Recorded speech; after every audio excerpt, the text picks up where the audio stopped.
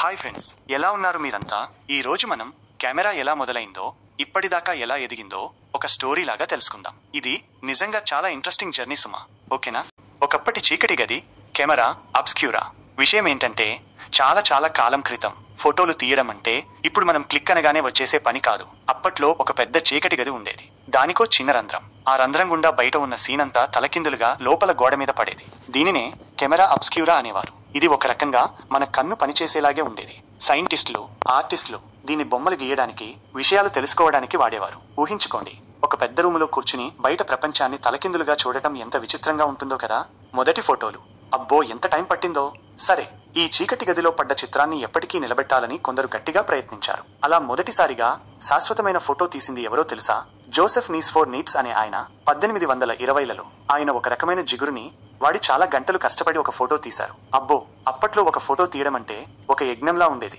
తరువాత లూయిస్ డాగర్ అనే ఆయన డాగర్రోటైప్ అనే కొత్త టెక్నిక్ తో వచ్చారు 1839లో. ఇది కొంచెం ఫాస్ట్ గా పనిచేసేది. వెండి ప్లేట్ పై ఫోటో వచ్చేది. ఇదే మొట్టమొదటి కమర్షియల్ ఫోటోగ్రఫీ ప్రాసెస్ అన్నమాట. ఫిల్మ్ రోల్స్, ఫోటోగ్రఫీ అందరికీ చేరువైంది. అయితే ఈ డాగర్రోటైప్ ఫోటోలు ఒకటే వచ్చేవి, కాపీలు తీయడానికి కుదిరేది కాదు. అప్పుడే వచ్చాడు మన హీరో జార్జ్ ఈస్ట్మన్. ఈయనేం చేశాడంటే రోల్ ఫిల్మ్ను కనిపెట్టాడు. అంటే ఒక పెద్ద రీల్లో చాలా ఫోటోలు తీసేయచ్చు.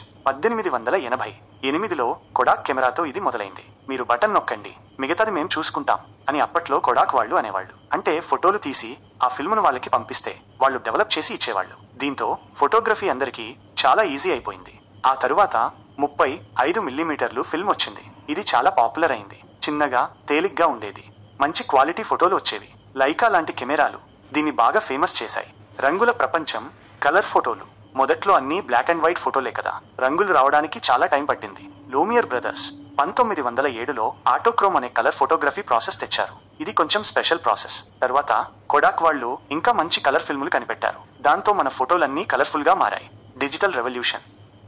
క్లిక్ అంటే క్లిక్. ఇక్కడి నుంచే అసలు ట్విస్ట్ మొదలైంది. 20వ శతాబ్దం చివర్లో డిజిటల్ కెమెరాలు వచ్చాయి. ఫిల్మ్ లేదు, డెవలపింగ్ లేదు, తీసిన ఫోటోలు వెంటనే చూడొచ్చు. 1975లో కొడాక్లోనే స్టీవ్ సాసన్ అనే ఇంజనీర్ మొదటి డిజిటల్ కెమెరాను తయారు చేశాడు. అది టేప్లో ఫోటోలు స్టోర్ చేసేది. ఆ తర్వాత చాలా డిజిటల్ కెమెరాలు వచ్చాయి. కానీ అవి చాలా కాస్ట్లీ ఉండేవి. క్వాలిటీ కూడా అంతగా ఉండేది కాదు. కానీ 1990ల మధ్యలో అందరికీ అందుబాటులో ఉండే డిజిటల్ కెమెరాలు రావడం మొదలైంది. ఇక ఇప్పుడు చెప్పక్కర్లేదు కదా, మన చేతుల్లో ఉండే స్మార్ట్ ఫోన్లలో ఎంత మంచి కెమెరాలు ఉన్నాయో. ఇప్పుడు ఎప్పుడు కావాలంటే అప్పుడు ఎన్ని ఫోటోలైనా తీసేయచ్చు. వాటిని ఎడిట్ చేసుకోవచ్చు, షేర్ చేసుకోవచ్చు. టెక్నాలజీ ఎంత డెవలప్ అయిందో కదా.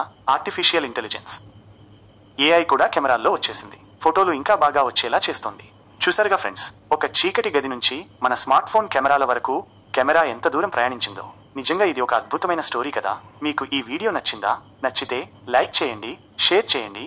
మరిన్ని ఇంట్రెస్టింగ్ విషయాల కోసం మన ఛానల్ను సబ్స్క్రైబ్ చేసుకోండి. Bye bye.